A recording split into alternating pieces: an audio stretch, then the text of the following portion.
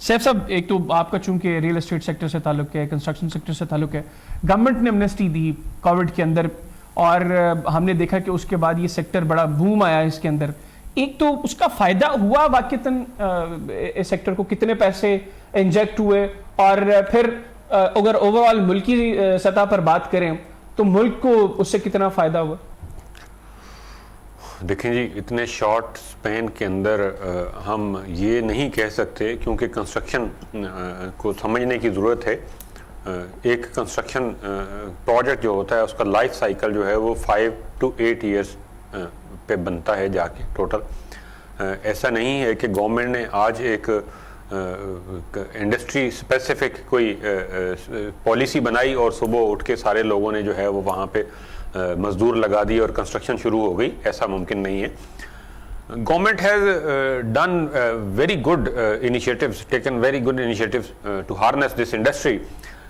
Challenge کیا ہے؟ Challenge یہ سمجھنا کا ہے کہ کیا الائیڈ انڈسٹری جو تھی they were capable enough to feed the needs, کہ جو ایمنسٹی آئی کنسٹرکشن میں اور اس کے نتیجے میں تقریباً 1000 ارب روپے کی ڈیکلریشن ہوئی اس انڈسٹری کے اندر آ کے یا اس ایمنسٹی کے اندر آ کے. تو جب 1000 ارب روپے کی ڈیکلریشن ہوئی، اور میں ایزیوم کرتا ہوں ابھی تک اس میں سے کوئی 300 سے 400 ارب روپے کی کنسٹرکشن موبلائز ہوئی ہوگی پورے پاکستان کے اندر. 1000 ارب روپے کی ابھی کنسٹرکشن موبلائز نہیں ہوئی. بالکل ٹھیک. لیکن 300 سے 400 ارب روپے کی جب کنسٹرکشن موبلائز ہوئی ہے تو اس کے نتیجے میں کیا ہوا ہے کہ ہمارا سیمنٹ، ہمارا اسٹیل، اس کی ڈیمانڈ جو ہے وہ اتنی پیک پر چلی گئی ہے، اور اس ڈیمانڈ لیڈ کرائسس ہے اس کے نتیجے میں جو ان کی پرائسز ہیں وہ اس قدر بڑھ گئی ہیں کہ اس وقت تمام کنسٹرکشن انڈسٹری جو ہے وہ اپنے فیزیبلٹیز، اپنے پروسیسز ان کو ری اسیس کر رہی ہے، اور اپنی فیزیبلٹیز کو ری اسیس کرتے ہوئے they are valuing either they are going to earn profits in the upcoming projects اور they are losing money in upcoming projects. تو میرا یہ کا تو سوال نہیں ہوتا نا، وہ تو پھر ڈیفینیٹلی پرائس ہائیک ہوگی. یقینی بات ہے. دیکھیں الٹیمیٹلی کوئی بھی بزنس مین جو ہے وہ جب بزنس کرنے آتا ہے یا کوئی پروجیکٹ کرنے آتا ہے تو اس کا آبجیکٹو کبھی بھی یہ نہیں ہوتا کہ وہ وہاں سے نقصان کمائے. وہ نفع کمانے کے لیے اپنا کاروبار کرتے ہیں اور اپنا پیسہ لگاتے ہیں اور اپنا رسک لگاتے ہیں. الٹیمیٹلی آپ کی بات بیچ میں کاٹ رہا ہوں جی، آپ درست فرما رہے ہیں، لیکن آپ یہ دیکھیں کہ جس بندے نے پلان کیا تھا کنسٹرکشن آف سم پلازا اور فار سم ہاؤسنگ پروجیکٹ، آج 950 روپے کی بوری میں کمپلیٹ نقصان ہے.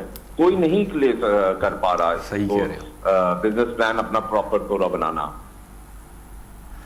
صحیح جی بالکل میاں صاحب، میں آپ سے اتفاق کرتا ہوں، اور میں خود یہ بات تسلیم کر رہا ہوں کہ بھئی ڈیمانڈ جب بڑھی ہے تو الٹیمیٹلی جو الائیڈ انڈسٹریز تھی، دیکھیں جب آپ نے ٹیک آف کروانا ہوتا ہے کسی انڈسٹری کو تو آپ اس انڈسٹری کے ساتھ جڑی ہوئی جو الائیڈ انڈسٹریز ہوتی ہیں ان کی بھی کیپیسٹی بلڈ کرتے ہیں، یا ان کی بھی مینوفیکچرنگ کیپیسٹی کو اسیس کرتے ہیں کہ کیا they are ready enough to produce the outputs which are the actual inputs of that industry جس کو آپ primarily harness کرنا چاہتے ہیں، جس کو آپ support offer کرنا چاہتے ہیں.